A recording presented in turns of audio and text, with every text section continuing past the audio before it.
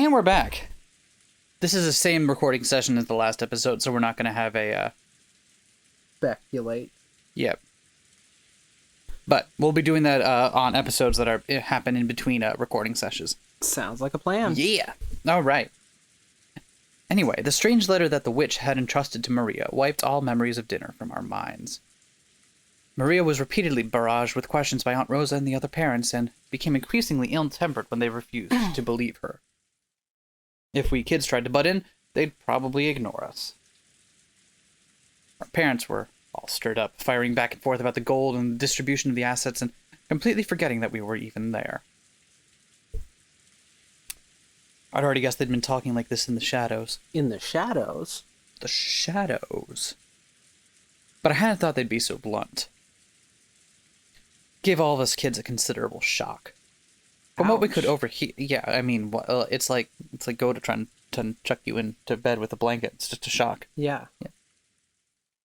From what we could overhear, all the parents wanted more money as soon as possible. Back and forth about grandfather's inheritance. Back and forth about the distribution of the gold if it was found. About the advance payments in cash. It was so despicable I could hardly bear to watch, even though one of them was my father. Looked like Jessica felt the same way. We left our seats without being asked to and went to hang out somewhere well away from our parents. I get it. Now I totally see why grandfather hates coming down for meals. Yep. I'm so disillusioned with our parents right now. All that about money and the inheritance. How can they act like that right out in the open? Well, I'm already completely disillusioned with my old bastard. There's no way I could think any worse of him. Hee hee hee. That's exactly the same for me. Still, that friggin' shocked me. Yeah. Shocked me to, like, the core. Wasn't this supposed to be like an evening of intrigue? And instead it's just like, no, it's my money. No, it's my money. No, it's my money. Nah. Jessica looked down at the floor, irritated. She was always talking about how bad her parents were, but maybe she hadn't really felt that way deep inside. The depths of Jessica's shock made it that clear. You're all minors being supported by your parents, so you might not understand. But getting money is neither a simple nor a pretty thing. I won't try to force you to understand right now, since you're still kids. Oh my god, George, stop. But there are two classes. One class that owns for a living, and another that works. The class that owns capital extracts wealth from the labor of the laboring class. I won't force you to understand. Tell me since more. You're still kids. Is there like a book I could read or something? That sounds awesome. Yeah. It's called Georgianomics. I invented it. Wow, that sounds so cool, George. But even so, I wanted you to realize that your parents are just doing their best in their own way. Oh, great. George Oniki's gotten all mature on us. George Nissan, I know you're, like, working hard as a full-fledged member of society, but does that mean you turn into a shameless, greedy vulture like our parents whenever you start talking about money and assets? Gag me with a spoon. If it were only for my own benefit, then no, I wouldn't want to do that. However, when your family and your employees, your subordinates, and their families are all counting on you, there are some times when you must fucking disappoint all of them. That's Jessica. Is it? Yep. Okay. I hate that kind of fight. That back and forth about grandfather's inheritance just makes me want to puke. Jessica pretended to spit violently. That harsh reaction made the depths of her pain very clear. Let's stop talking about this. Oh, this grandfather's hidden gold, property, and inheritance is our parents' problem, not ours. I agree. Though we could always swoop in and get the money. At the very least, I think children have a duty to be considerate and stay out of their parents' way when they're talking together. So now you're a kid again? Make up your fucking mind, George. Sounds pretty boring. Everyone knows the phrase, adults are filthy. But we had now seen that for ourselves, and that really did give us a considerable shock. George Haneke was now pretty much an adult, and I'd already been disillusioned with my dad, so the shock wasn't that big for us. But Jessica seemed to be taking it hard. Apparently she received a bigger blow than I'd thought. She always talks badly about her parents, but it looks like she hadn't changed at all on the inside. Even now, she's still a pure-hearted, delicate person who can't doubt others. I'm sure she respected her parents as much as anyone else does. Then her parents started raging about going, money, money, inheritance, inheritance, my money, right in front of all the other parents and the children. No surprise she received such a shock hearing that. Jessica-chan, please don't start hating your mother and father. Too late. I won't ask you to understand them, but at least don't hate them. I get it. Just leave me alone for a bit. 6 years ago, I would have kept taunting Jessica even after she got all dejected, but I guess I really have grown over the last 6 years. I realized it'd be better to leave Jessica alone right now. Jessica suddenly looked away sulkily and left the parlor. Probably wanted to be alone for a while. I could do nothing but wordlessly watch her back as she left. Come to think of it, You alright over there? I wonder where Maria-chan went. You alright over there? Doing my best. Alright. She's probably pouting in front of the portrait. Maria truly looked up to the witches, and she'd expected that coming in direct contact with Beatrice and receiving the letter as proof would surprise everyone and make them happy. However, the adults had doubted its authenticity and thoroughly bombarding Maria with questions and refusing to accept her story. Even for me, it wasn't hard to imagine how much that must have hurt Maria. We couldn't speak to Maria or Jessica. In the end, George Haneke and I just abandoned ourselves to the sound of the falling rain in the dark night. I wonder what's happening with that typhoon. Maybe there's something about it on the news. George Haneke started walking over to the corner of the parlor where the television was. He hadn't called me over, and I really couldn't have cared less where the typhoon was on the sea now. So without going over to the television, I loitered around the window. The wind hasn't picked up that much here, but I wonder if it's that horrible over the sea. I did hear about a severe storm warning on the weather report. Oh, weather report. They're pretty good. Kyrie-san! Hi, Mom! Nope, still weird. I take it those big talks between the adults are going smoothly, yeah?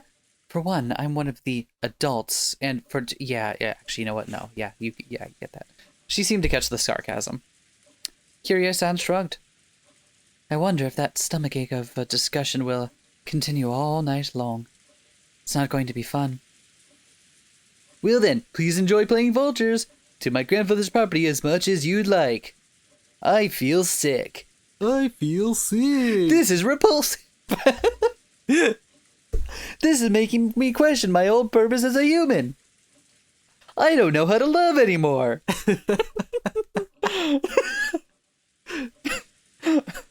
I'll agree with you on that.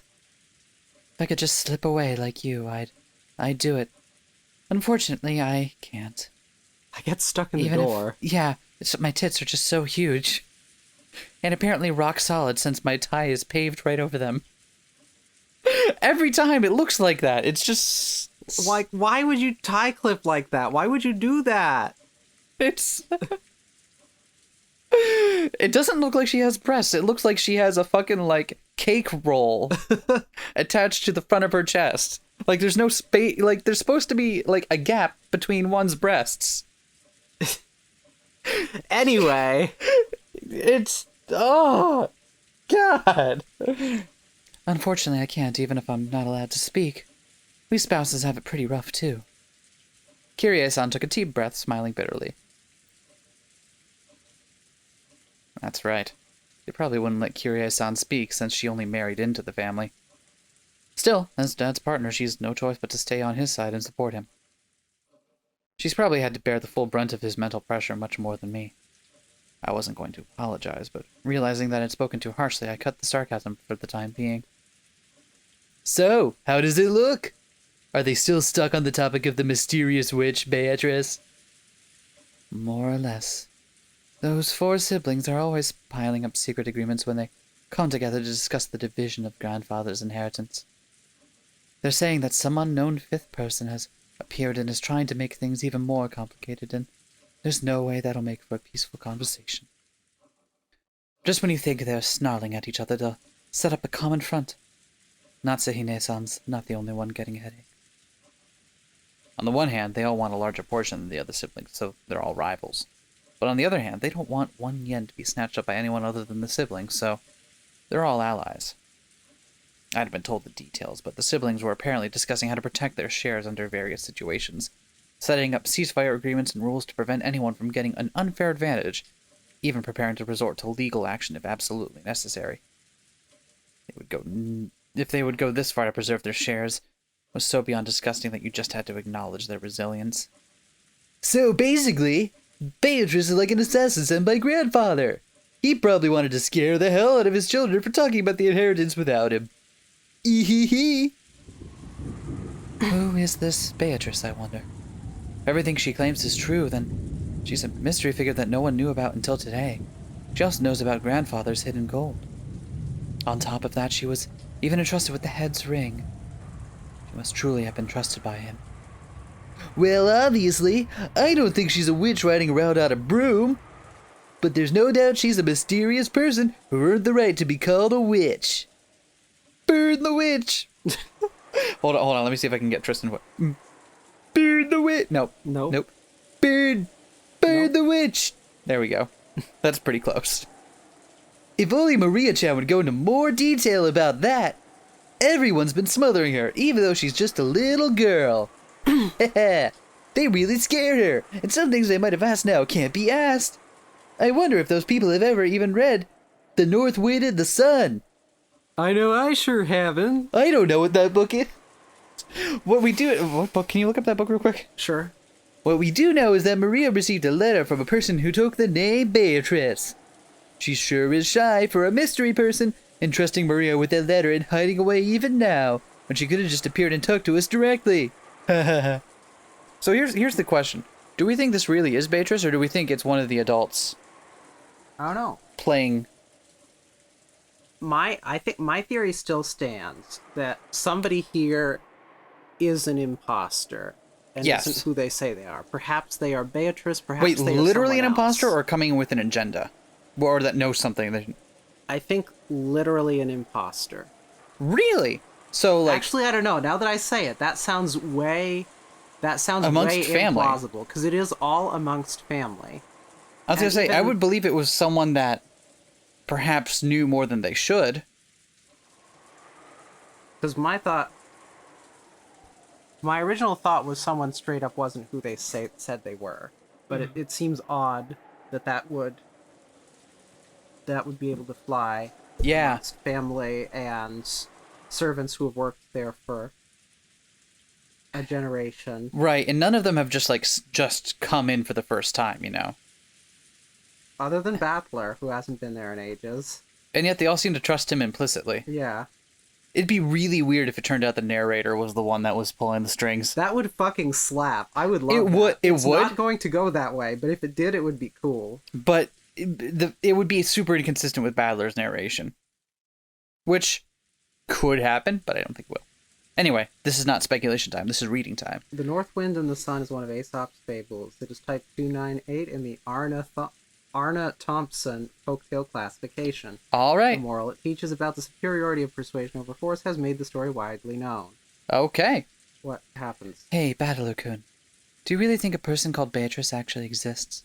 Fuck you, I'm trying to read. Fuck you! I'm trying to read! Who knows? Doesn't it really seem like a false name? She's like grandfather's representative, so she was given permission to take the name of the witch from his delusions? No, that's not what I meant.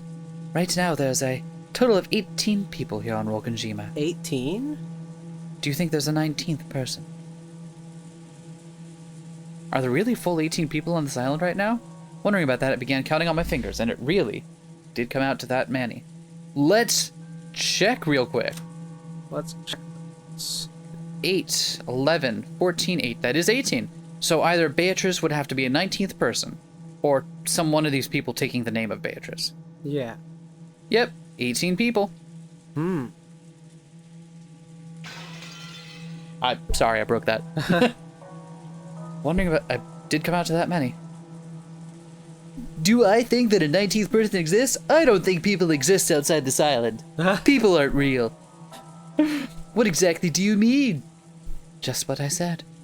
The person who lent Maria that umbrella supposedly wasn't one of us 18.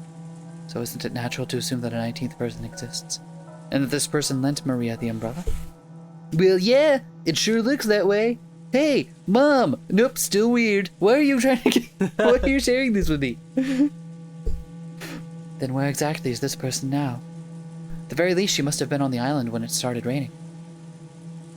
And ever since that time, the weather's grown progressively worse, so taking a boat out would be pretty much impossible. It's like a fucking locked room murder setup. I actually, Only without the murders. Oh, okay. Shit. Actually, okay, I will just say it. I love the setup of being on getting a bunch of people on an island and making it geographically inaccessible for a period of time, as the setup for a locked room murder. Did that happen in And Then There Were None? I don't know if it happened in Then There Were None. I know it happened in a Girl with the Dragon Tattoo. Oh yeah. I'm sure it's a common trope for setting up a locked room murder, but like I still love it. There's more mysteries. I'm not much of a mystery fan, to be honest. Like I want to get into them, but they're really not my style. I can like some of the more thrillery ones now and then, but meh. What I hate is that so many of them are like the not true crime thing, but like very much a formulaic thing of here's a believable crime that could have occurred and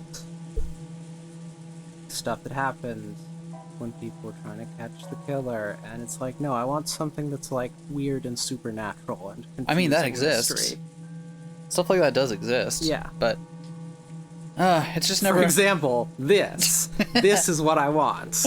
But I can't really claim to speak authoritatively on the genre because I haven't read much of it at all.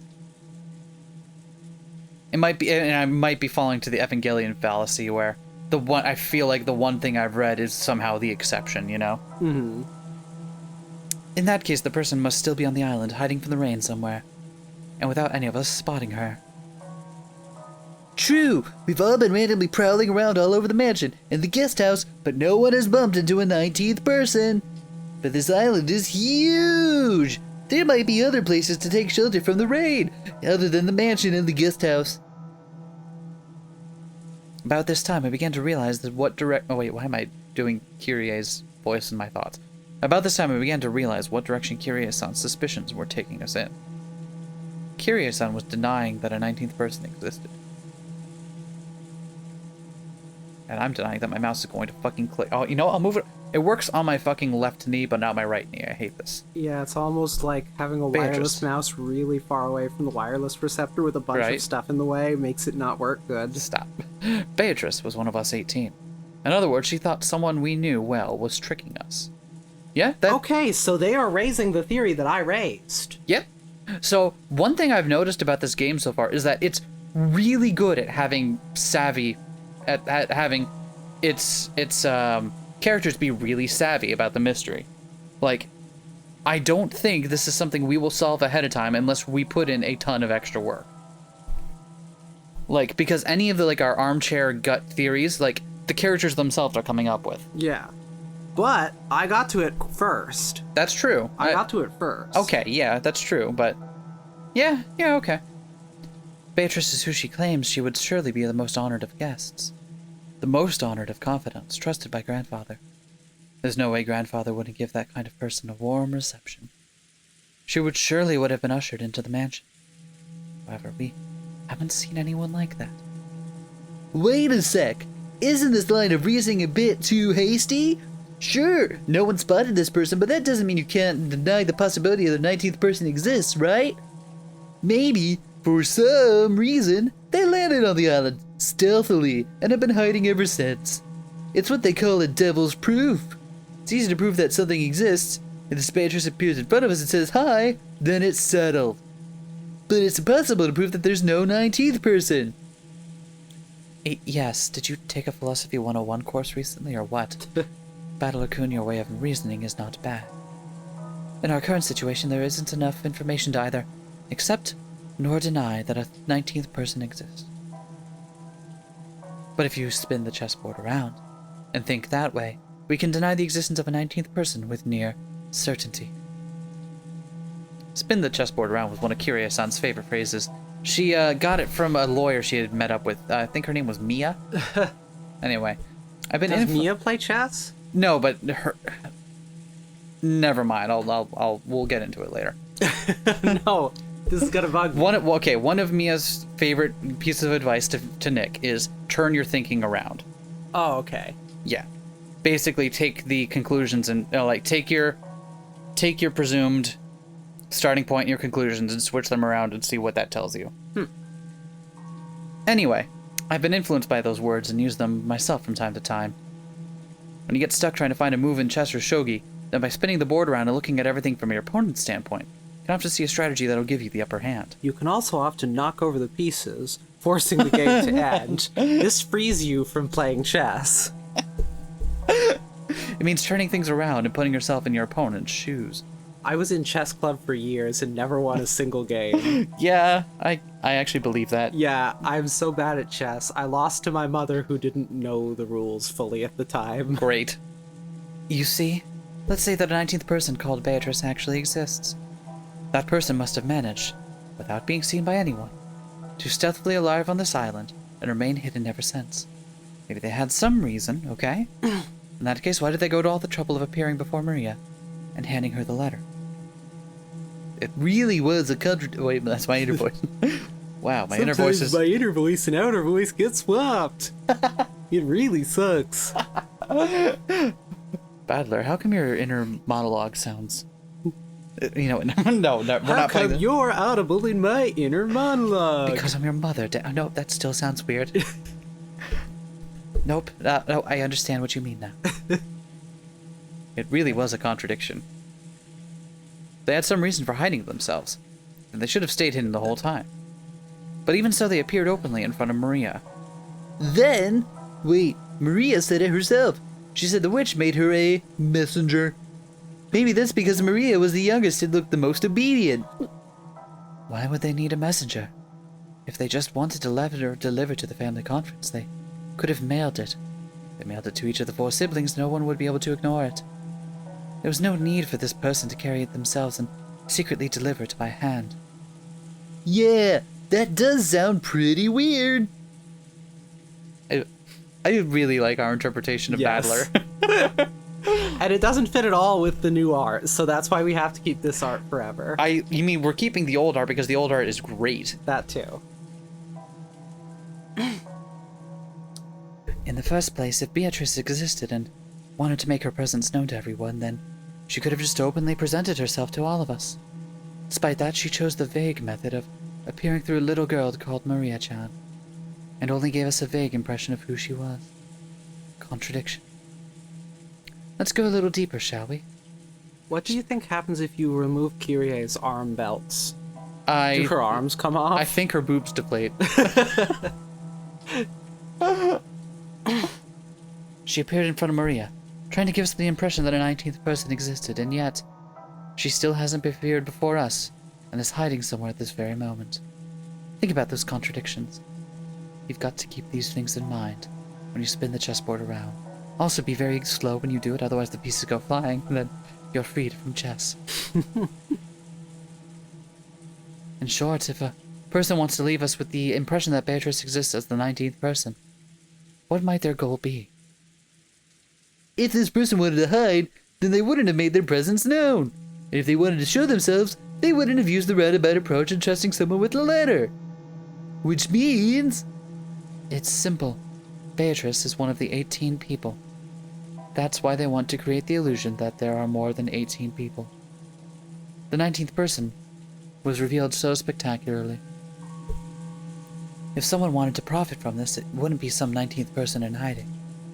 It'd be one of the original 18 people. Of course, this reasoning is full of holes, but turn over even a few of its premises, it'll simply fall apart, but I'm almost completely certain it's correct. I can't fucking believe that I called this being one of the possibilities. Yeah. Well, here's the thing: is like I said it, I'll say it again. I think so. For the author of this game has done a really good job of making its characters not be bumbling mystery idiots. Mm-hmm. Like they know Like, they're savvy enough to be able to take what's presented at them and at least go 1 or 2 steps beyond face value. The kind of thing that a lazier writer might just leave as like, oh, look, it's a mystery. But no. So, I'm appreciating it so far. I'll say that much. Anyway, this is starting to feel pretty creepy. I should take a sip of my coffee. Someone lent Maria the umbrella and handed her the letter. Supposedly, none of the 18 did this. And yet Beatrice was hidden among those 18. What was this person planning, hiding their true form and pretending to be Beatrice? Also, if that theory is right, then it must have been... The thing about the timeline of that, though, because if they really did use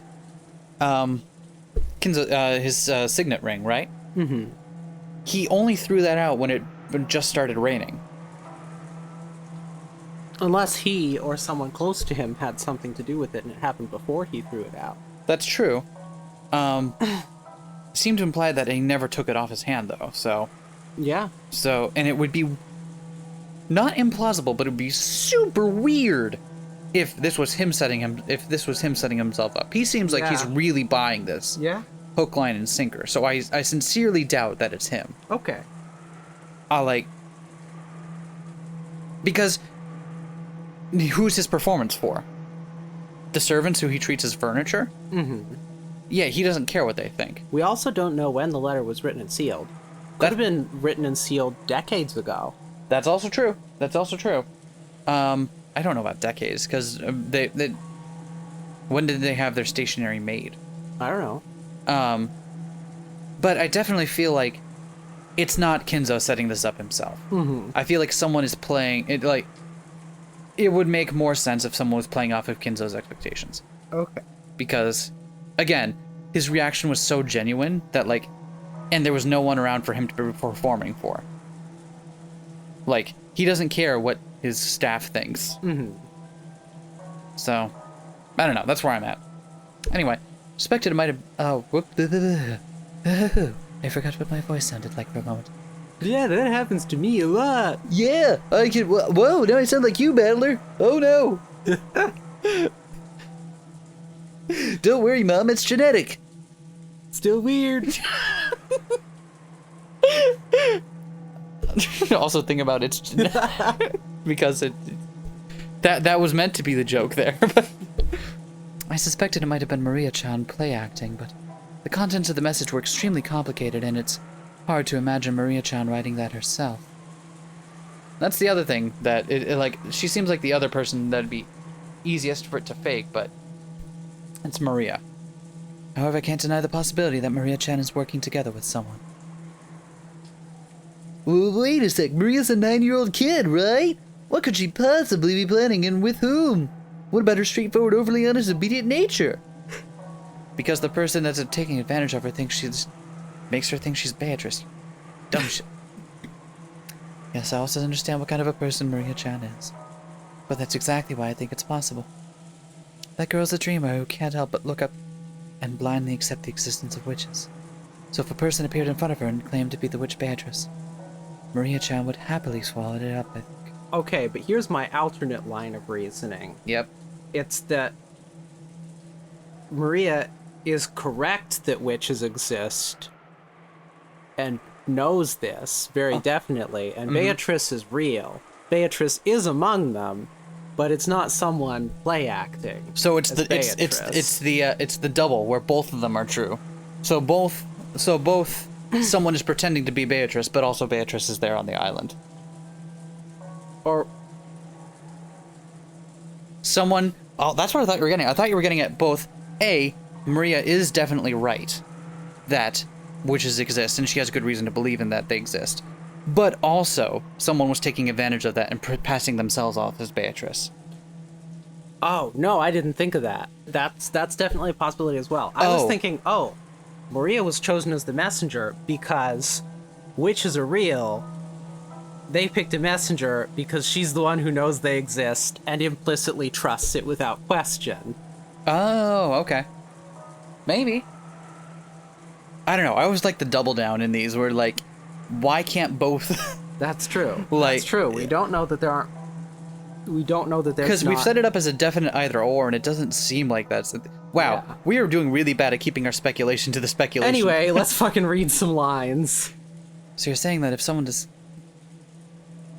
Wait, Wow. whose line is this? Is this Battler? I think it's Battler. So you're saying if someone disguised themselves by wearing that fancy dress from the portrait, tricking Maria wouldn't be that hard? Of course, with that reasoning, all of us women would become the primary suspects. What limiting thinking? I think I'd look pretty great in that dress. You're not wrong, but also you don't have enough tits.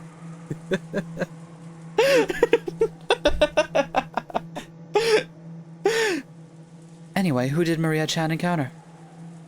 Learning the details of that question which would be the best key to solving this riddle. But this key has been firmly locked away inside Maria Chan's heart. Everyone denied the existence of the witch without listening to her, barraging her too much with questions about who Beatrice actually was. She probably won't open her heart to the adults now. In the dim hall in front of the portrait of Beatrice, Maria was sobbing. No one believes in Beatrice. I'm sorry, Pete Rice. Even though I showed them the letter of this cave, they don't believe. Hick, hick. Can't do hicking sounds in her, but there we go. I did the hic, cause anyway, Maria Chan is holding the key to whether Beatrice is one of the 18 people or a 19th person. Maria's stubborn, right? Well, when that girl gets angry, it's pretty hard to make her feel better. Badler-kun, I think a kid like you would be better at cheering her up than an adult like me. After she's feeling better, try asking. I know you don't care about all this back and forth about the inheritance, but don't you find this Western Mansion mystery situation exciting?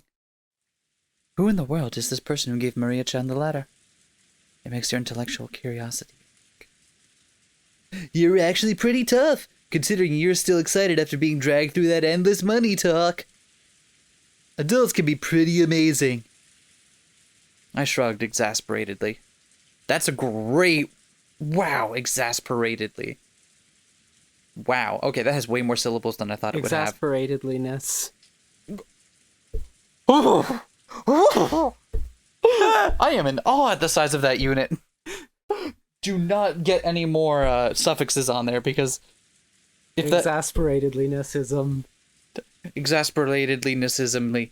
Oh, you redid one. Yeah, that was the joke, is that I redid one. Get it? I thought it was funny. I did too, that's why I said it. But I did notice something. Kyrie noticed how dejected I was after overhearing our parents' turbulent discussion and was probably trying to clear the air.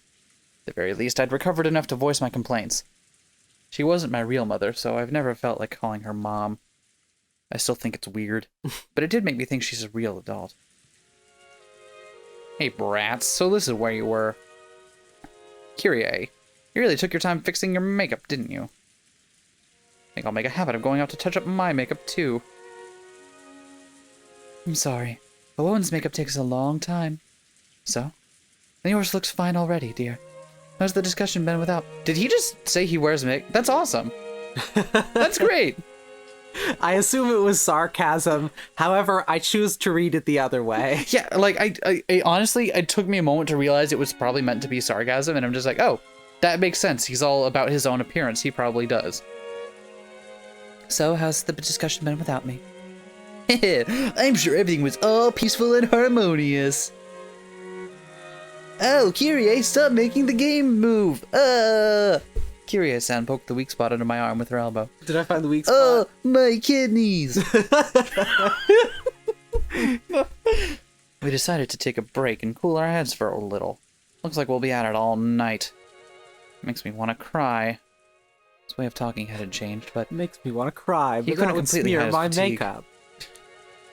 And look, damn beautiful. If I don't say... Actually, what's his new model look like again? Nah. God, that's so inferior. Like, look at this is perfect. Couldn't say I was sympathetic, but he looked pitiful compared to his normal energetic self. He really needed to touch up his makeup. Still, that rain's just awful. I really don't want to go back to the guest house. Looks like Natsuhine-san set things up so we could spend the night here in the mansion. I wonder who's gonna die while we sleep. What'll we do? We don't need to decide until you're done, right? We could play charades.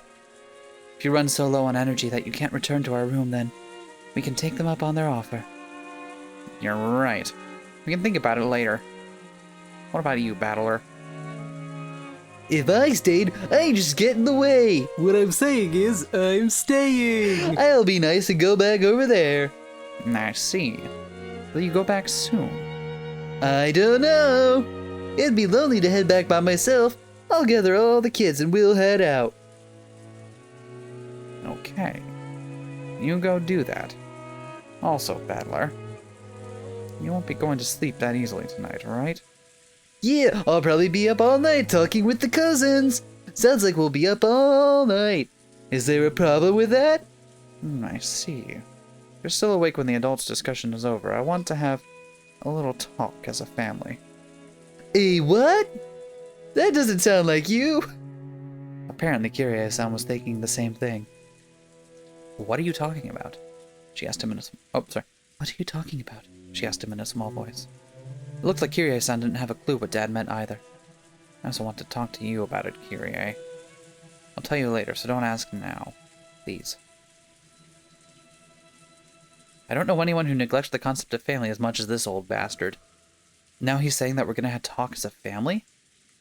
Both Kirie-san and I couldn't help but get wide-eyed. I just noticed that it gives you a cursor for when it's a page turn. That's so helpful. Yeah, that is very helpful, because like this shows that it's going to be like, oh, it's just more on this page. Don't look so terrified. I'm the one who should be terrified. For all...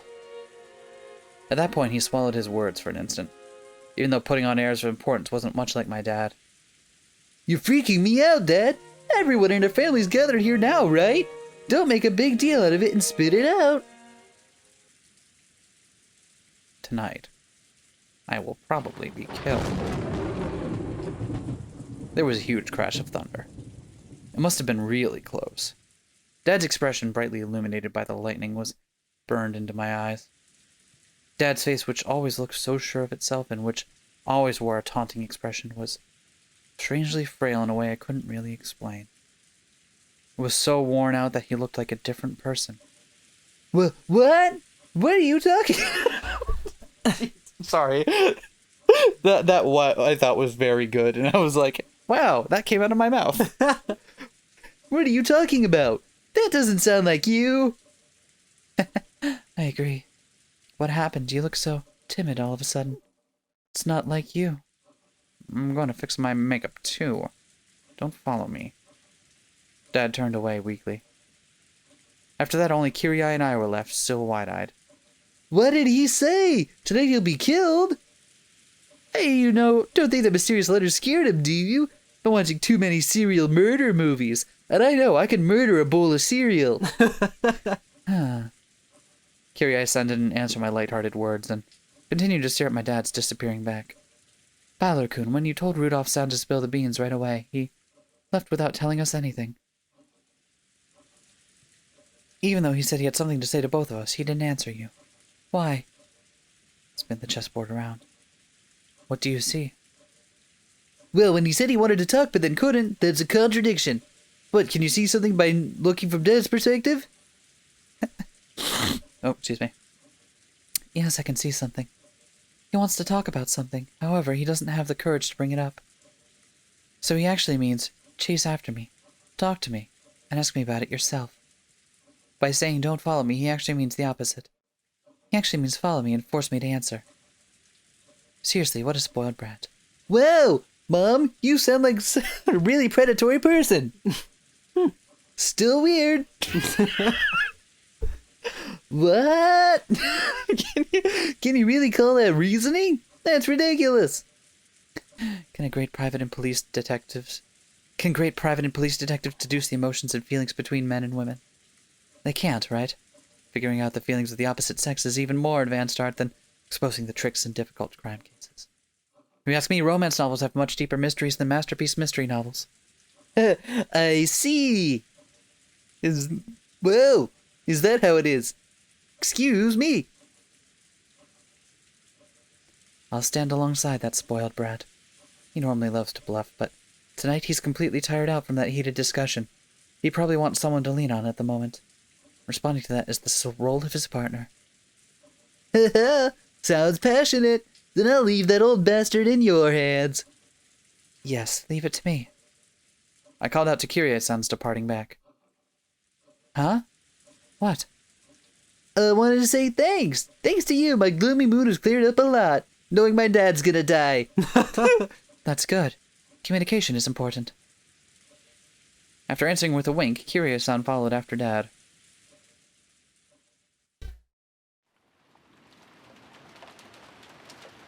Natsuhi could be found in a dimly lit hallway. Now and then the thunder would crash, but this had no effect on her expression. She looked completely worn out. The discussion that had just taken place between the relatives in the dining hall was repeating itself inside Natsuhi's mind.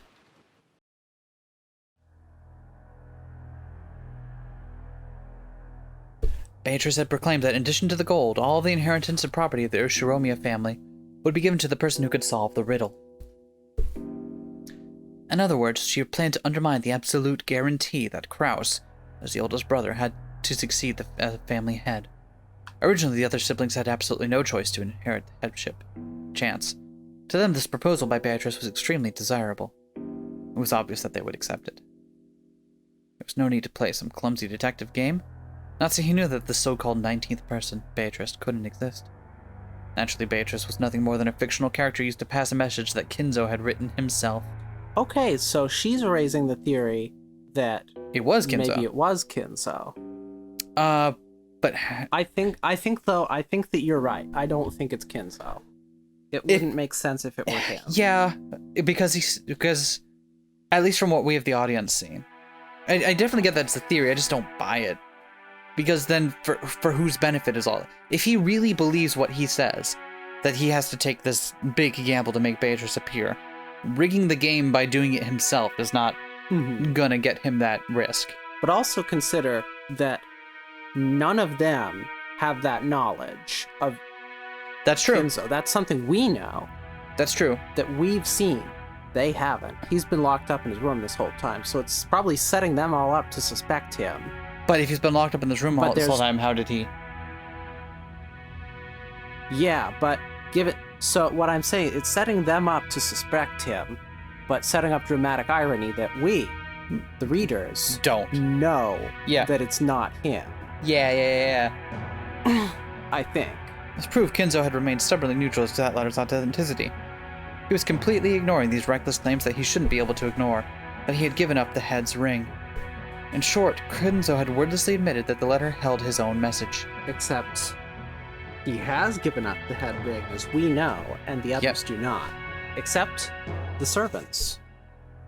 That's right. Yep, the servants and, They've all been in that room with him. Yep, The doctor, has been in that room with him.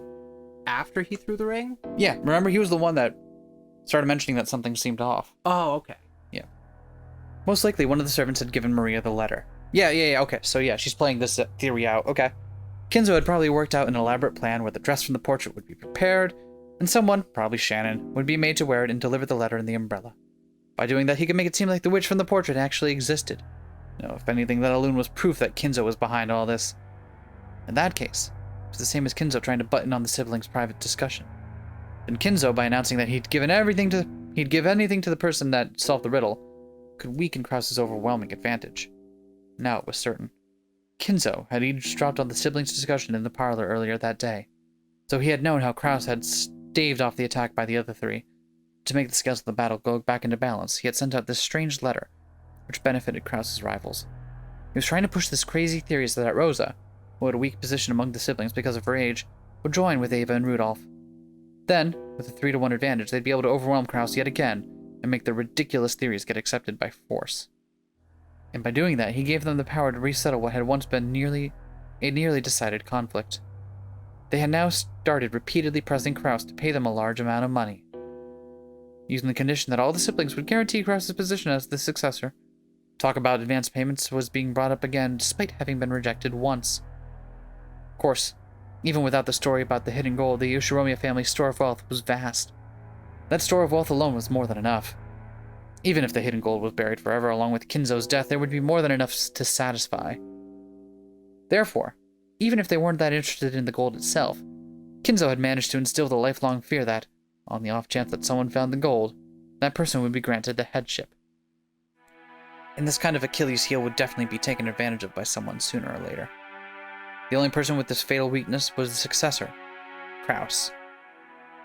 The other siblings had found they had been told by Kinzo about something that only Kraus could lose, and they had thoroughly taken advantage of that. Natsuhi, as Kraus's only ally in his painful position as his wife, wanted to fight alongside him. She kept trying to explain to him that the existence of the gold itself was a farce and that there was no need for him to compromise. Kraus had always told Natsuhi. He had told all of the siblings. He always said that the hidden gold was nothing more than an illusion created by Kinzo. Therefore, Natsuhi had believed that as his wife, and had supported her husband on that foundation. Even so, Natsuhi's words didn't reach Kraus. Even though Natsuhi had fought so hard and had lent all her strength, he continued to fight by himself and was trying to compromise with the other three siblings.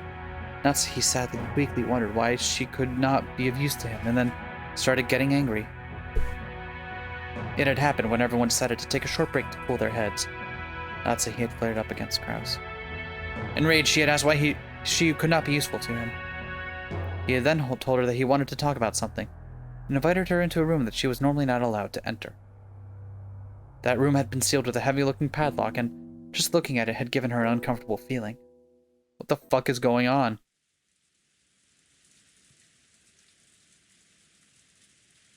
There is no need for you to worry about anything said by those three, or even the suspicious person who calls herself Beatrice. After all, the gold is just a ruse created by Father. There's no way something like that could be found. Your position as the successor is a solid fact. What are you afraid of? Kraus removed the padlock on the door, then motioned for Natsuhi to enter. Enter! And what is this? There's something I want you to see. I've never shown you this before. Natsuhi timidly opened the door with a dubious expression on her face. It was pitch black. She searched for a switch to turn on the lights, but since this was her first time in the room, she didn't know where it was. Kraus entered behind her, pushing her in, and when he closed the door before turning on the lights, the two were swallowed up by the darkness. Only the sound of Kraus locking the door rang out through the dark. And what are you doing? The lights. Am I turn... Oh. I'm turning them on now. Wait. Just as he said, when Kraus pushed a switch on the wall, a flickering light turned on in the room. That is... Natsuhi had her breath taken away. The room had no windows, and at a glance it appeared to be empty. In the middle of the room, a small round table had been set. And the lights brightened only at that table, as if it were the leading part in a play. On top of the table, a red tablecloth of elaborate design had been set out, covered with dust. And on top of that, something, about the size of a grown man's arm, had been set down. That something took Natsuhi's breath away. The gold ingot of incredible purity. Without this, no one would have believed in the legend of the gold. It was an ingot of solid gold. Even in the faint light, it sparkled with a noble and dignified glint. This is not a proper ingot. I don't even know whether they're cast inside or outside the country. It took a high level of skill to make the purest of solid gold ingots. And in order to verify that purity, it was standard to have the original foundry and the name of the bank that guaranteed it imprinted on the gold. However, this ingot did not have that kind of seal. This mysterious gold bar had come from an unknown foundry. Look here. There's nothing to be afraid of. It's just a bar of gold. Natsuhi, following Kraus's words, timidly approached the ingot. Right there. Kraus pointed at the surface of the ingot. Natsuhi concentrated on that section. Right there was the thin imprint of the one-winged eagle crest. Natsuhi's breath was taken away once again. That's right. This is the legendary ingot that Father said he received from the witch, that the president of Marusu witnessed and was allowed to select at random to take back with him, that gained the trust of the fixers in the business world. I'd use all possible means to find it, and I found it before the other siblings could. How could? Then, the legend of Father's gold is... Actually exists.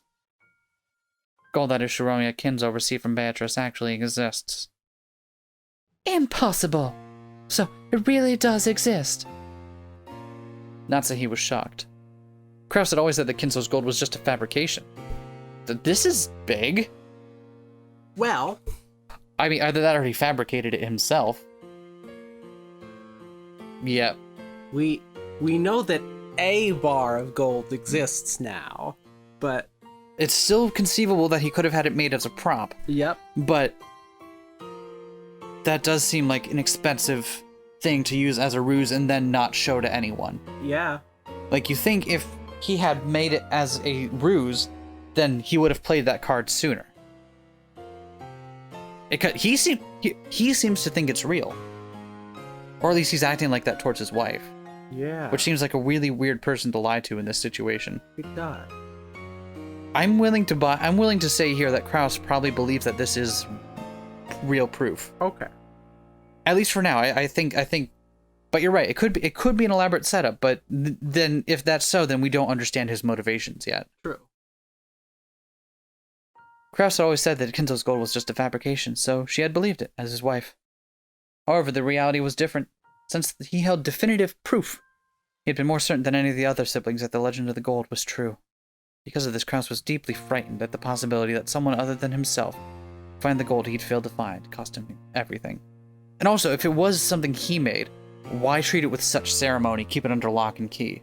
True. If it was just a prop, I would have just put it in like a corner of the closet and brought it out when I needed it. Mm-hmm. You know, like, this is so much ceremony over. But to Natsuhi, this truth was more than enough to split open her heart. She had thought that, as Kraus's wife, she should be his closest confidant, which was why she had selflessly supported him. And yet, he had hid this fact from her until today. Why? Have I been so undeserving of your trust? That has never been my intention. There was simply no need to tell you. Is that all a wife means to you? Calm down. Becoming passionate easily is one of your bad habits. You're the one who's making me like that, aren't you? I've been supporting you as a wife ever since I married into this family. For your sake, I threw away the family I was born into, and I've been offering up my heart and body to serve you. And in return, this is what I get? How could you? I'm so sorry. Kraus grimaced, looking annoyed. His expression effectively communicated how much he disliked this part of Natsuhi, even if he didn't say it out loud. It doesn't look like I will be of any use to you anymore. Huh, that's fine. I can resolve the troubles with the siblings by myself. I don't need your help. That's wrong. This is the Ushiromia family's problem. It's true that I'm not permitted to wear the family crest on my body, but I'm still your wife. Even so, you're saying I'm not capable of helping you? Are you? I especially wouldn't want to risk getting you involved. Probably make your headaches even worse than they are now. Take a rest for today. The siblings will deal with the siblings' problems. It has nothing to do with you. Not at all.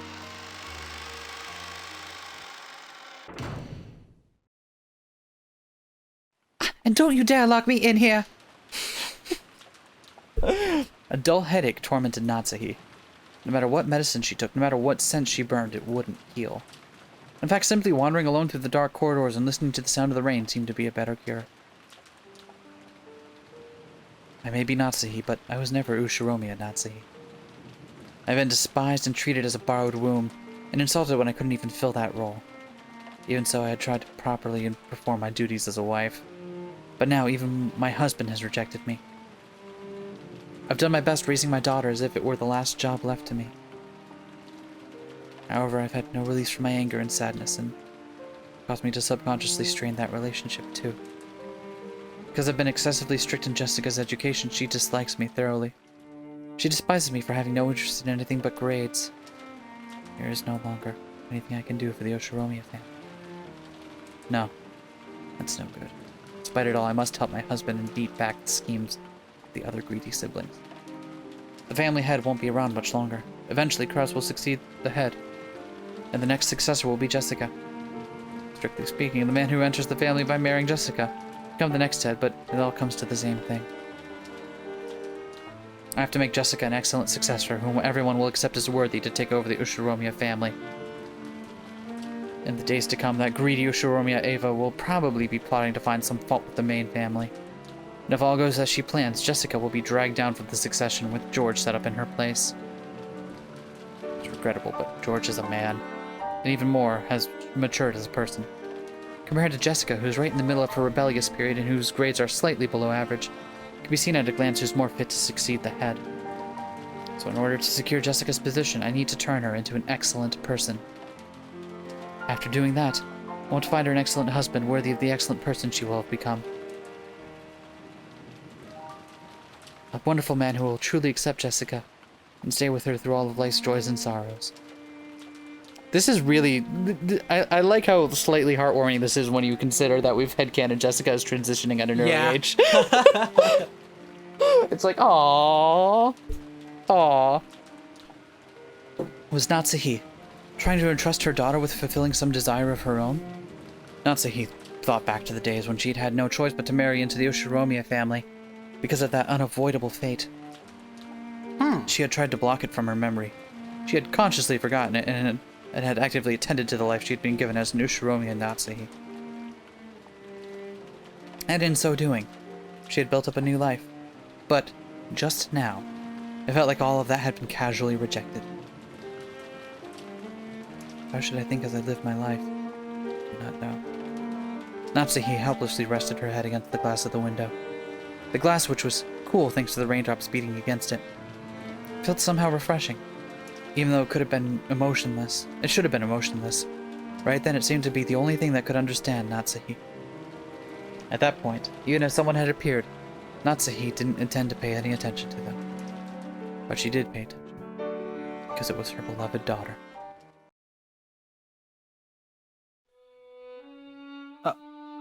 Oh, it's you, Mom. What the heck are you doing in a place like this? Thought you were a ghost. Just like always, her words were rough and not at all like a girl's. Instinctively, words of rebuke rose to Natsuhi's throat. However, their strength gave out and they didn't escape her lips. Jessica, forgive me, but my headache is just darn awful. Please, leave me be. I see. Jessica was seeing her mother in a position of feebleness for the first time, so she was considerably disconcerted. Until just now, she'd been filled with contempt for all of the parents, including her mother. But now those feelings had been completely swept away. Her mother's utterly exhausted face had wiped them all out. In its place, the words George had told her floated up back of her mind.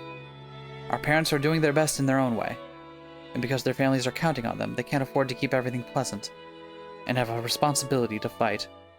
Maybe her mother had been standing around in this dimly lit hallway, because no one had tried to understand that part of her. Jessica hated her mother, so she had no intention of speaking kindly to Natsuhi, just because she was looking a bit frail. So when she attempted to speak kindly to her mother anyway, she had to clench her fists and gather up the words from deep in her heart. It sounds like you've really got your hands full with that meeting thing. It has nothing to do with you. Please, go somewhere else. Is your headache bad? Should I go get some medicine? Don't have to trouble yourself. Please, just leave me alone. Natsuhi wasn't being cold. She just wanted her daughter to go far away, so that she wouldn't have to bump against Natsuhi's own short temper. But there was no chance that Jessica would realize this. Okay. Jessica hung her head, looking sad. Seeing that expression, Natsuhi recognized the kindness that Jessica was trying to muster. She gave her head a small shake to drive away her own unkind feelings. Then I'll leave. I'll be with the other cousins so I don't get in the way of the adults. See you later. Wait there. She called Jessica, who was trying to leave and looked lonely, to a stop. What? Thank you for being so considerate. It isn't good of me to let go to sleep and leave you alone. Don't talk like that. You'll bring bad luck. I've made you worried, but I'm okay now. I will go. If I let my daughter see me this feeble way any longer, it will only make her feel more uneasy. With that thought in mind, Natsuhi left Jessica with words of gratitude and made to depart. This time, Jessica called out to her mother's back. Oh. Natsuhi stopped and turned around, asking what business Jessica had with her. But Jessica herself didn't know why she'd stopped her mother. And for a while she smiled wryly, muttering to herself as she hesitated over what to say. She was poking around in her pocket when her hand touched something and she took it out. Hey Mom. I, was given a charm today. What was it? A charm against magic? I'm pretty sure that you were supposed to hang it from your doorknob, I think. I forget.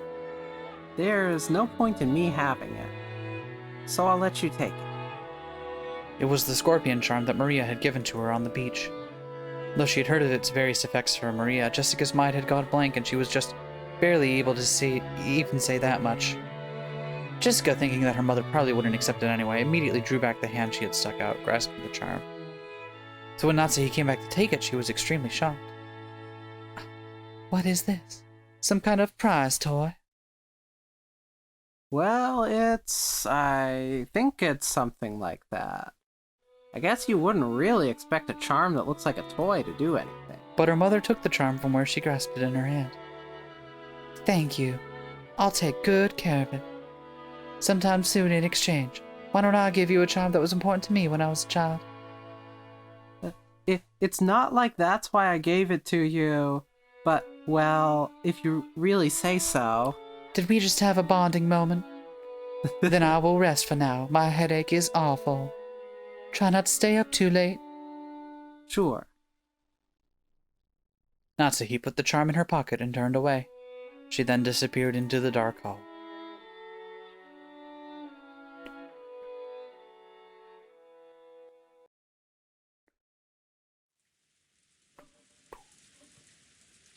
It seems the weather will be like this all day tomorrow, after all. Dang! This makes the good weather we had earlier feel like a lie! George, Aniki, and I were killing time in front of the parlor television. At that point, Jessica returned. Her face was still blank, but it looked like she'd calmed down a little since we'd last seen her. Is Maria still in front of the portrait? Nope. She just came back, and she's sleeping over there on the sofa. It's getting pretty late for her after all. Looking at the clock, I saw that it was a little past 10 p.m. Oh, excuse me. Even if we were planning to stay up all night, it was about time to head back to our room. Well, my mom did have a room prepared for us in the mansion. What'll we do? I'd rather head back to the guest house. Going by what we saw of our parents, I think it'd be better if we weren't in the mansion. I agree. Feels like they're telling us kids to mind our own business and stay out of their way. Let's be good little boys and girls and do that. As we were talking about this, Aunt Rosa came into the parlor. She was looking all over God, I've been reading for like almost 4 hours today. Give me a break. She was looking all over restlessly, probably trying to find Maria. Aunt Rosa, if you're looking for Maria, she's over there, on the sofa. Thank you. Oh, that's you. Thank you. My, she's out cold. We must move her to a bed. If you'd like, I'll carry her over to a bed. Thanks. That would be wonderful. Are you all heading back to the guest house? Or are you going to stay in the room Natsuhine-san had prepared here?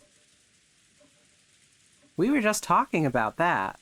We just decided to head over to the guest house. I see. Then could I ask you to take Maria with you? I'd feel much more reassured if she stays with all of you cousins. Behind those words, she seemed to be concealing some regret that the adults, herself included, had deeply hurt Maria's feelings. Leave it to us, Aunt Rosa. After all, we do have an expert at I don't know how to read anymore. After all, we do have an expert at comforting Maria with us. Are you talking about me? I couldn't do it myself. We'll need everyone together. That's right. Battler, weren't you the one who hit it off with Maria when you were messing around earlier? As we said this, Aunt Rosa smiled, looking truly happy. Thank you, everyone. It looks like our meeting will last until very late.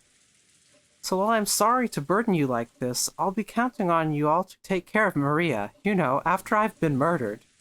I was going to say, at one point are we going to stop? After the scene, we need to stop and talk about what 6 we think are about to get murdered tonight. How many of the adults are there? Well, let's finish the scene and then we'll bookmark that thought. We'll come to it, but I want to finish the scene first. That's Rosa still. Hey, Maria, are you sound asleep? Oh, no, that's Jessica, maybe. We're going back to the guest house. Maria muttered something indistinct, rolled over, and fell back to sleep. Looked like she was sleeping deeply. Or deeping sleeply. There you go. She's really out cold. I'd hate to wake her. Right, I'll carry her.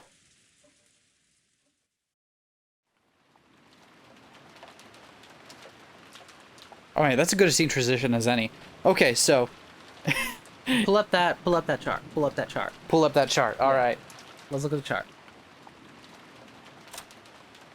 So, it's going to be the people in this corner. So, let's see. It's these 7, right? Are the adults? 'Cause Yeah. This is the staff down here Yep. in this little pentomino, right? There's that. The olds up in the very top left, and the Yeah. kids along the right side. So, and the one of these we know had been sent out was Natsuhi. The other 6. Do we think it's literally just going to be the other 6? I don't know. I hope not, because I don't want to keep doing this fake Southern accent that I can't do.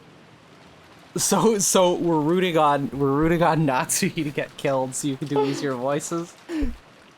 But I mean, that would seem to be like, it does seem like all 6 of these folks are in on one discussion together, and that's a good as group of 6 as any, right? What's the other group of 6? Like, I mean, they don't have to be linked as a group of 6, but I'm just saying that if our naive assumption of that is true, well, there you go. The other group of 6 that there are, as a natural category, is the non-family members, Dr. Nanjo and the 5 servants. Yep. That's 6 as well.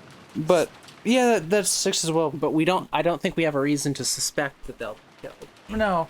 Though they will, And at plus, some point. the They reason- will. They absolutely will. Everyone will.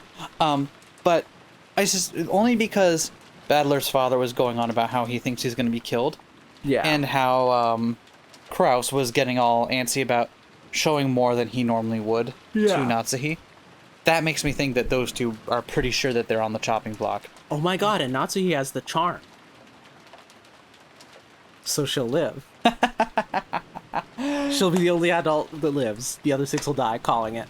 Yeah. Calling it. Although I thought it was more because she was the only one that wasn't in the meeting. Plausible deniability. Is it because she's not there and a murderer murdered? Or is it because it's magic and witches are real and she has a charm that's Could be. actually I love real? that it could be both. It could be either. I love it. It's the latter. Anyway, Maria's body was much lighter than it looked.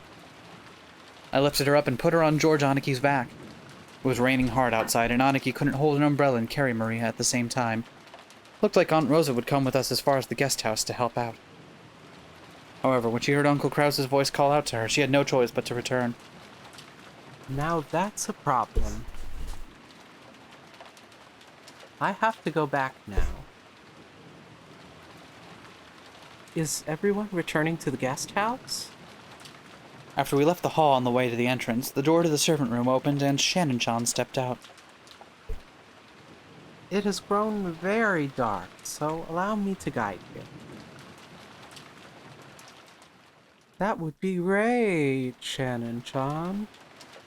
George-kun is going to carry Maria there. Could you hold an umbrella for him? Yes, certainly. Shannon-chan brought umbrellas for each of us and a flashlight to guide the way. As we opened the front door, the downpour was quite terrific. Wow, this downpour is friggin' awesome! It's terrific! I love that it's the terror. I love that words like awesome and terrific have way different implications. And also that awesome and awful Yeah. typically mean opposite things but have the same root. Yep. And like terrific and terrifying. Yeah. Right? Oh.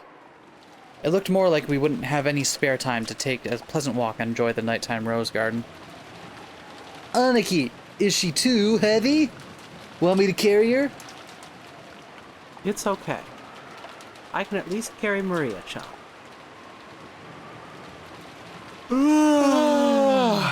Tandem yawn. Oh, Jinx. Very Oh, cute. damn it.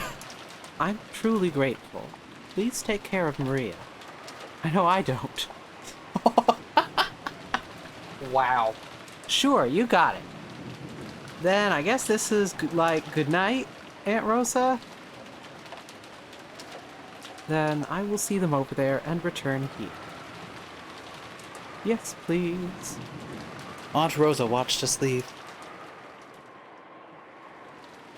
Maria, I'm sorry for everything. Rosa's mumbling voice didn't reach the person in question, nor any of the kids, but disappeared beneath the sound of the rain. And She then sounds like she no- was murdered. She sounds like someone who knows she's about to die. I love the rain effect on the backgrounds. Yeah. After cutting through the rainy nose garden, we... Wow. You heard it here first, the nose garden. Oh, Okay, that's listen. such a terrifying mental image. Thank you. It sounds like a Far Side thing, doesn't it? I've been reading for a long time now. I am entitled to stumble over some of my words. love that one. That's very good, though. After cutting through the rainy rose garden, we arrived at the guest house. If only I'd have played for the position of Maria carrier. Then I would have gotten a chance to have Shannon Chan's... Wow, I am a piece of shit. Yeah, you are. Anyway, that's not why I did. It's a misunderstanding. I thought that if I didn't walk like this, George-sama would get all wet. Come on, quit babbling and go in. After being urged on by Jessica, we folded up our umbrellas and went into the guest house. Has anyone gotten their clothes wet? Almost invariably. I can bring some towels if you want. You don't need to worry about us that much. Thanks, Shannon Chan. Ah, that's right. We were planning to play cards or something. Would you care to join us for a bit? Huh? Who had the night shift on today's schedule? I believe we had a special schedule during the family conference. Also, I think a few alterations had been made, so I will go and check. Wait, if you have to go all the way back to the mansion to find out, don't force yourself. Oh, that's all right. I can find out from the servant room in the guest house. Please excuse me for a short while. Shannon-chan gave a quick bow and went into the guest house servant room. The rest of us headed for the cousin room and decided to put Maria to bed for the time being. Maria was sleeping very deeply, and there was absolutely no sign of her eyes opening. For now, we'd get some soft drinks out of the room's refrigerator and drink those while playing cards or something. All right, who wants to gamble? We all have too much money. Kakegurui masho. Oh my, okay. Kakagurui, my show. Did I get it? You did it. You did it. Did I? Thank you. Oh That was my very God. cursed. Make that your ringtone for me. I will. Whenever I call you, it's like, Kakagurui, my show. Oh, don't tempt me. oh my gosh. I don't know who this is. Oh, Probably Shan. Yeah. Canon-kun? And you're here too, Genji-sama. What has happened with tonight's shift? Kraus-sama has been given an order. He made some sizable changes to the shift schedule. Indeed. Godo-san now has the night shift at the mansion. Shannon and Kanon have the night shift in the guest house. Sawa-san and I have been ordered to sleep in the guest house. Just now a phone call came, saying that once you arrived, you were also to remain here for the rest of the night. So that you don't witness the murders. Oh my god, right? Huh? So wait, real quick. Who does that leave in the house? Let's just real quick. Okay. So so none of the kids, none of the staff except Goda. Goda's there. All of the adults. So all of the adults, Goda, Nanjo, and Kinzo. Okay. So all the adults, and then... So it literally just removes the bottom and right hand line. No, because he's... Goda. Oh, sorry. Goda. Never mind. I had Goda and Genji's position No, Genji... swapped. Yeah, Genji is staying in the... But close. Okay. Interesting. Okay. So, Interesting. What? The tips. What does that do? Portrait app. It's been here all along. Oh, wait, we just have it in here. And we have the... Oh, this is so helpful. That's very That's good. very good. Okay, great. I'm glad we know about this now. Anyway. Huh? That certainly is a sizable change. The shifts at the guest house and the mansion have been completely reversed, haven't they?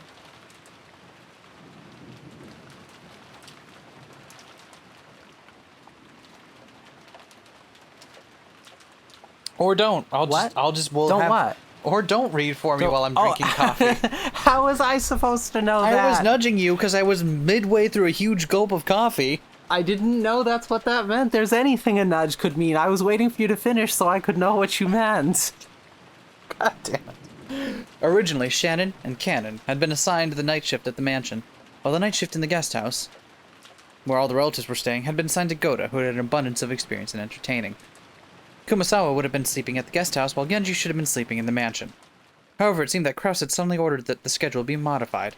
The shifts at the guest house and the mansion had all been reversed, and Genji was spending the night in the guest house. It's probably because of Beatrice-sama's letter. Why? Probably. After such a mysterious letter appeared, it was only natural that Kraus-sama would suspect one of us. We served directly under the master, so Kraus-sama tried as best he could to keep us far away from the family conference. Genji, Shannon, and Cannon were all permitted to wear the Oshiromiya family crest, the one-winged eagle, as the servants who served directly under Kinzo. Of course, since they were working for the Ushiromiya family, they had to obey anyone's orders, but their only boss was Kinzo. Since only Kinzo held the right to employ them, even Kraus could not have them dismissed of his own accord. Because of this, Kraus and the others often viewed these servants as Kinzo's underlings and shunned them. And, in fact, Kinzo seldom let anyone other than them enter his study. This sudden shift change was probably a clear expression of the sense of mistrust that had caused. Considering the time Kinzo had left to live, this would definitely be the last family conference before the problem of inheritance came up. On top of that, the mysterious letter had claimed to be from Beatrice had dropped in out of the blue. Kraus definitely wanted to keep Kinzo's loyal subjects away from the table of such a delicate and important discussion. You excuse me, I will go rest. If it happens, call me immediately. I guess tonight is a special case, after all. Yes, certainly, Genji-sama. Our guest tonight is certainly a special case? What the fuck does that mean? Beatrice is the guest. Oh, I get... Oh, he's being coy. Okay. Yeah. Okay. I was wondering why he got bold text, and just because he's being cute. Okay. Genji nodded back, went behind a screen, took off his jacket, and slowly began to relax after a day's worth of tension. The ones who just returned now, were they the children? Yes. The other relatives are having a conference in the mansion. It looked like it would drag on for quite some time. Then we've got it easy. It's already this late, and there's this weather. The rest of the relatives will probably spend the night in their rooms in the mansion. Yes, probably. I'm only saying this because Genji-sama isn't around, but I'm a little happy I was sent to the guest house, I guess. Oh, you're just hot for George-sama. Oh?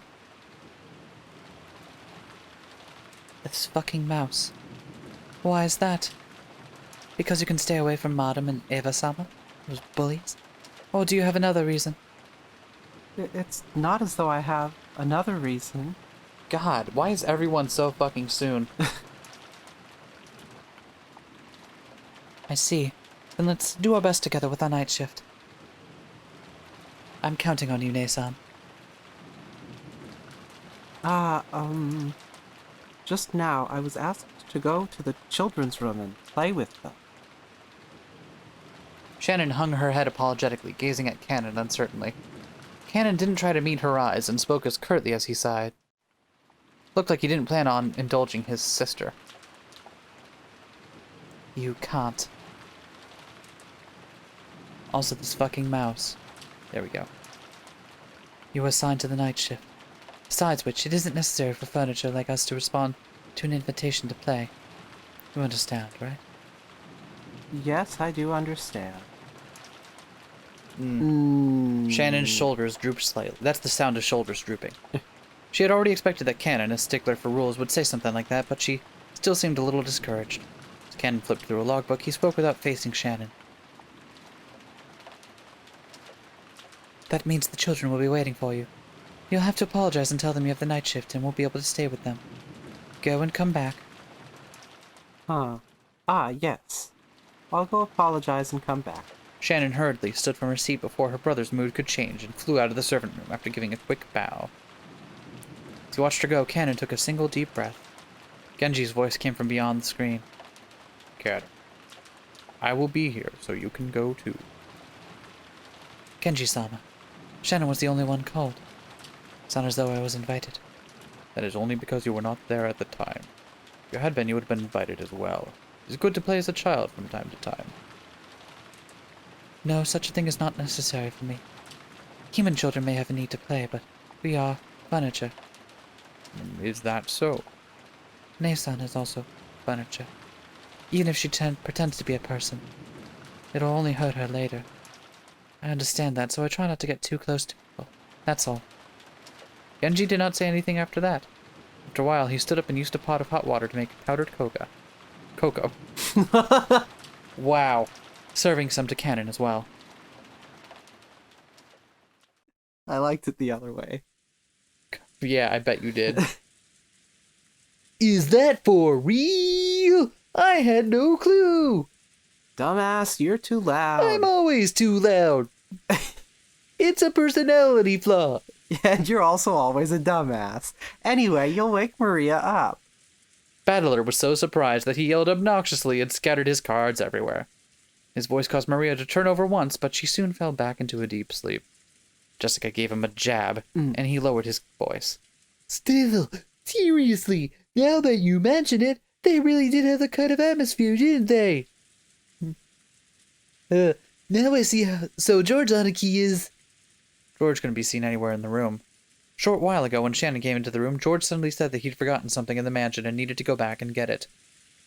Shannon said she would guide him, just like she had on the way to the guest house, and the two of them departed together. Well, there's actually been signs of it for a while now. You know, questions about hobbies and favorite things. I always thought it was a bit much for a passing interest. And look what's happened now. Come to think of it, I get the feeling George Oniki's always been overly nice to Shannon-chan. Now I get it. Wait, does that mean there's going to be 2 extra people in the house? Oh no.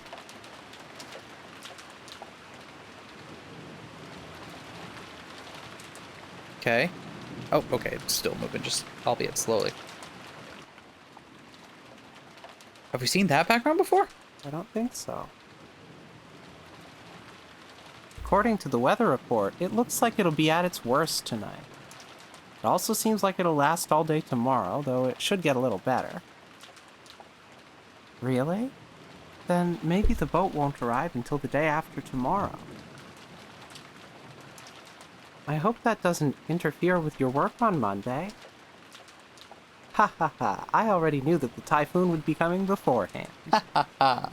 Just in case, I made sure I didn't have any plans for Monday, so it's okay. Is it just me or are these two kind of cute together? They are. Yeah, okay.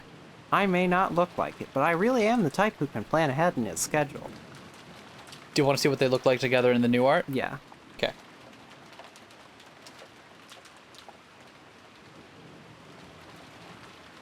Less cute together. Her eyes got much farther apart. Yeah. Yeah. I don't know, George kind of looks cute in that portrait, but...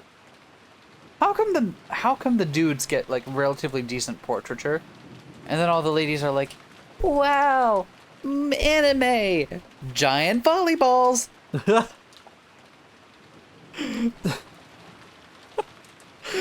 George puffed out his chest, acting proud. Compared to the calm appearance George always had, the oldest cousin, he now looked amusingly like a little kid. Shannon chuckled at this abrupt contest. It's no surprise you're so well prepared, as someone who will bring prosperity to his company someday. Oh wow, you did good. Well, making a company prosper really is a tough job. Money isn't the only thing that's important. I learned that well when studying under my father. Making a company prosper is like owning a castle and leading your subordinates. My dad really loves reading about great leaders during the warring periods of Japan, a hobby that's probably influenced by the fact that he shares Toyotomi Hideyoshi's name. Do we know who that is? What? I don't know who that is. Presumably a leader during the Warring States period. Okay, well you keep reading, I'll look it up. Much of his philosophy on managing businesses comes from talking about them. Specifically, about you go up to your opposing business and then conquer them in war, and then kill them. Did you know? Takeda Shingen, who was feared as the leader of the strongest cavalry corps in the Warring States period, started out with his troops in complete disarray, and didn't have the kind of strong leadership necessary to use them well. So I'm just rambling. Toyotomi Hideyoshi, let's see, lived 1537 to 1598. Let's see. Regarded as the second great unifier of Japan. Damn, that's, Where was he from? what do you mean, where is he from? Doesn't say where he was from. But we saw his landmark, that's cool. Yeah, born in, Nakamura. Alright then. Is that true? That's a little unexpected. In order to unite his troops, Shingen showed his excellent leadership in many ways. For example, when a soldier succeeded well in battle, he would immediately honor them with a medal. Normally that kind of thing was put off until after the war, and they were all awarded at once. He continued this diligently while on the field of battle, and immediately showing his appreciation for his troops' military exploits, motivated them in an extremely significant fashion. No, I'm not going to shut up about this. Also, whenever one of his troops was brought down by an illness, he would be the first to rush up to them and care for them, and so on. Takeda Shingen wasn't just the man who led the strongest cavalry corps in the warring period, he was the person who cared the most for his troops throughout that era. I have the feeling she just liked listening to him talk. You know what I mean? And because he was that kind of person, all his troops went along with it. Just like when you start talking about computer things that I don't understand, I just kind of smile and nod. Or Blaseball. Or Blaseball. I'm just like, yep, I just like hearing you talk about things you're passionate about. The truth was, Shannon had already heard this story several years ago. But whenever a discussion of his father led to this sort of topic, George would always glow and look like he was having a great time. You're right, that's exactly what's going on. Yep, so Shannon just smiled without interrupting, urging him to continue. Of course, in a capitalist world, money determines both your strength and the height of your fortifications. That sounds like a really weird stat distribution. But you can't build up a castle or succeed in war by yourself. Such things can only be accomplished with the support of many subordinates, by stealing their labor. After understanding this, when I look at my father's back, I realize how immature I am. I can clearly see how much competition he had to overcome before building up all he has now. George-sama, you truly look up to your father. I'm jealous. Sorry, that's not how I meant it. I'm sorry, that's not how I meant it either. The two of them awkwardly looked at their feet. Shannon had no parents. She had been brought up in an orphanage owned by Kinzo, called the Fukuin House. Under the guidance of Kinzo, their honorary director, the orphanage offered members who excelled a chance for on-the-job serving experience. If their efforts met with Kinzo's approval, they'd be able to leave the orphanage and work as servants for the Ushiromiya family. This was considered to be the highest honor for those who lived in the orphanage. Servants from the Fukuin House all took names with the character on in them while they served. So Shannon wasn't her and real name. Canon. Same one for Canon. After all the members of the Fukuin house were... After all... Well, reading is hard. All of the members of the Fukuin house were orphans. At least they were all people who had been separated from their parents under special circumstances. Because of this, the orphans had been taught to think of each other as their only family. That's why it seemed so natural to both of them when Canon called Shannon his sister. And while both Shannon and Canon were working in the mansion today, there were several other servants possessing the On character in their names, such as Manon and Lennon, often worked in a rotation schedule. In fact, he has 2 Ons, John, Lennon. Oh my god. However, there were not many servants who stayed with the Ushiromiya family for long. It was standard for them to quit after 3 years, so you could probably say that Shannon, who had been working for 10 years, was a notable exception to the rule. Working as a servant for the Ushiromiya family was a heavy burden to bear, but the pay wasn't bad at all. Working for a full 3 years would earn more than what was needed to enter mainstream society. That's why, even though the orphans realized what a harsh task working for the Ushiromiya family was, they still hoped to be accepted. Maybe the fact that Shannon managed to continue working for 10 years wasn't because she had more willpower than the other servants. Maybe she'd gotten stuck working for 10 years because she didn't have the courage to say she wanted to quit. Oh, I thought she was just taking advantage of the amazing pay and just like stashing it up for a while and be like, no, I'll just retire when I'm 30. Have you seen what real estate rates are like out there? If I get a job on the outside, it'll all go towards rent or a mortgage. Fuck that. I get room and board here. Oh my god, right? Kinzo couldn't even trust his own blood relatives, and these excellent servants sent from the Fukuin house were the only ones he could rely on. Because of that, Kinzo would sometimes allow them to wear the family crest, as servants under his direct control, and have them more close to him. You've been working here for almost 10 years now, right? You must have saved up a lot of money by now. Wow, that's exactly it. I wonder. It's not like there's anything in particular I'd like to buy. After all, a few million yen isn't enough to live off for the rest of your life. So, the reason you've been working all this time wasn't to hit some target sum? Yes, that's right. I have nowhere to go outside this mansion. And I have been getting along well with Milady and the other young servants. The madam does scold me sometimes, but caring for the roses and cleaning the mansion is fun. But that can't be your entire life, Shannon-chan. No, Sayo-chan. Oh. George knows her real name. Oh, wow. So wait, so that would mean her is Sion? No. Is that... No, it is just Shannon. Okay. Because Shannon, the one with on in it, is from the orphanage. There's no reason her real name would have an on in it. No, but I mean, like, I meant, like, did they just take her real name and add on to it? I don't know. Sayo-on. No. Yeah. Shannon cast her eyes downwards when she heard her real name. She understood what George was trying to say and fell silent.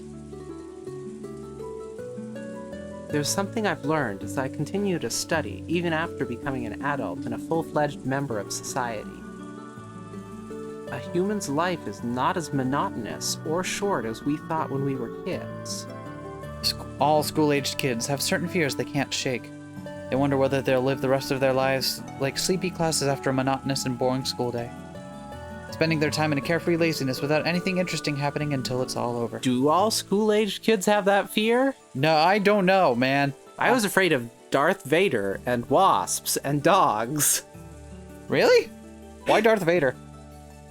That for some reason, as a child, I was deathly afraid that Darth Vader would be hiding under my bed, and if I went to sleep, he'd jump out to cut my head off with a lightsaber. And I don't remember exactly why, but I think it was related to anxieties about my mother and father's divorce and acrimonious separation, because for some reason, the Darth Vader fears were always somehow connected to my dad in ways that I can't put clearly. Also, this was when I was like 5 or 6, so I remember very little of it, other than at one point I went to a therapist and talked about Darth Vader. I like the idea of Darth Vader becoming like a canonical monster figure along with like Frankenstein's monster and and, like Dracula. Separate from the whole Star Wars thing. Yeah, exactly. Dracula, Frankenstein's monster, Darth Vader. They're all like your regular monster types.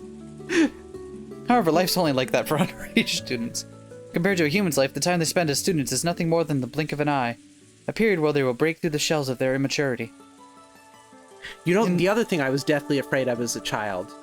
What? Mesoamerican human sacrifice. Really? Specifically. Really? Yeah. Why, did you learn about it at a young age and you were like, oh no, human sacrifice? Yes, I learned about it while I was really, really, really young because of a historical edutainment type game thing that my dad was playing. Mm-hmm. I learned about human sacrifice. You saying you learned about something through edutainment? Yeah. I don't believe that for I a moment. I don't remember. I think it was some game that had time travel in it or something. But anyway, from that I learned about the whole eating people's hearts thing. And it was like, oh no, when I grow up someone's gonna eat my heart. Wow. That's a really specific and unreasonable fear to have. I know, I had a lot of them. It took me a long time to get to normal fears, like being alone and the crushing soullessness of the workplace. Yep. Anyway. Kinda liked the oddly specific and unreasonable ones, TBH. Yeah, I can understand that. Inside of the shell might be a hot, suffocating, and boring world. But the world beyond that shell is vast and filled with limitless possibilities. At least until the world burns out. So far, your life has been trapped inside the shell called Shannon. I'm going to open up that shell. I've got my shell peeler. I think you're under the mistaken impression that your life will continue like this forever. Oh. That's... We ain't wrong. Shannon couldn't deny those words. She'd been unable to harbor any clear doubts about her lifestyle. And since she never had any hope or goals for changing herself, she'd lazily continued living the way like she always had. And if asked whether this life was satisfying, she wouldn't have been able to nod. She may have been intentionally averting her eyes from the truth. Without George's admonishment, she would have continued pretending not to notice as her real life slipped away bit by bit, neglected. George-sama, is it wrong for me to continue living this way? Yeah, it is. Oh, and by the way, didn't you break one of our rules just now? George immediately gave a strict answer, then broke out into a mischievous smile. Shannon already knew that what she was being chided for, and she hung her head again, apparently embarrassed. Didn't you promise not to use Sama when the two of us are alone? I couldn't obey that as a promise, but if it was an order, I would have to obey it, because I'm furniture. Then it's an order. Yes, certainly, George-sama. As Shannon hung her head, her face red, she said George's name again, this time following it with San. Yes, that's fine, Sayo-chan. George smiled at Shannon. No, Sayo. To praise her small act of bravery. Get a room! I think they did. Oh yeah, they did actually, didn't they? Or a gazebo, or whatever they're in. This short exchange alone made it clear how far back their relationship must have stretched. For a long while, the two talked as if the weather raging about them didn't even enter their thoughts. They talked about the many memories they'd built during their relationship that no one else knew about. Every once in a while, a flash of lightning would attempt to interrupt them, but this could sully neither the roses nor the time they spent blushing at each other. Oh, right, they did. I forgot I had said that already. It's okay. Listen, recording days are stressful on the mind brain. That's right.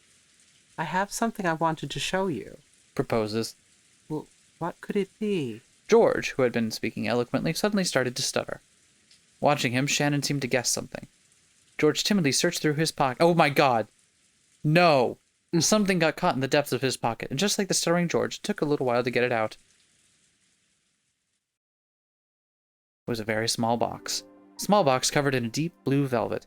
That peculiar shape was enough to tell anyone what was resting inside. Shannon had prepared her heart somewhat, certain beforehand that this is what he'd been planning. But even so, when she actually saw it, she couldn't avoid blushing once more. George opened the small box, took something out, and held it out for Shannon to take. I want you to take this. I couldn't accept something so valuable. You can't take it? No, I'm unworthy of such a thing. What the hell is it? You're not... Sayo, this isn't a request. It's an order. Take this ring, okay? Ooh. If it's an order, I cannot disobey. Yeah, that's right. Well done. Okay. I understand that there's more than just the surface level dynamics. Yeah. Okay, like,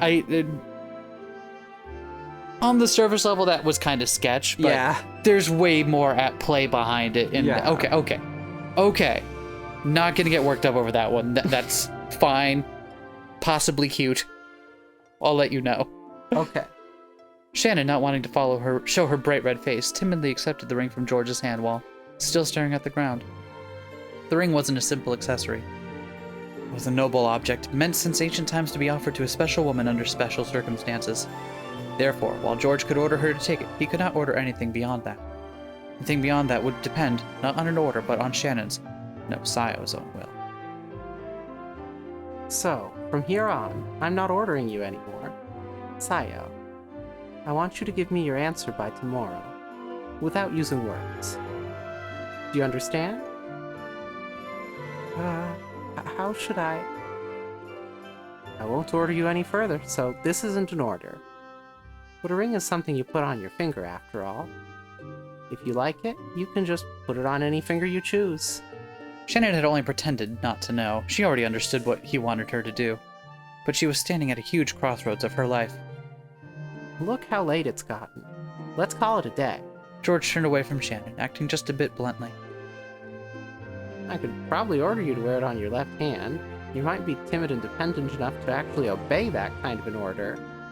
But I want at least this last step to be done by your own will, Sayo. Understand? Yes. So, that's my order. I want you to think about it well tonight and show me your answer tomorrow. Shannon nodded back. She's absolutely going to die tonight. Damn it. Fuck. Aw, these two were cute, though. Today was the culmination of their many days spent together. This moment certainly hadn't come as a surprise to Shannon. We should be getting back to the guest house soon. If we take any longer, we'll make everyone worry about us. Oh, I'm sorry. I just remembered something I had to do in the mansion, so, I have to go back to the mansion. At a time like this? Is that true? George stared into Shannon's face as he laughed mischievously. He definitely saw through Shannon's lie. However, when he saw how she felt, he could sort of understand that she might be so embarrassed that she'd want to be alone. So because George realized the meaning behind Shannon's lie, he accepted it. Oh, she's absolutely going to die tonight. Shit. Take that, George. And then they're going to find her corpse, but with the ring on her finger. Damn it! You know I hate that. You know that's what's going to happen, right? Yeah. We've been pretty good at predicting these so far.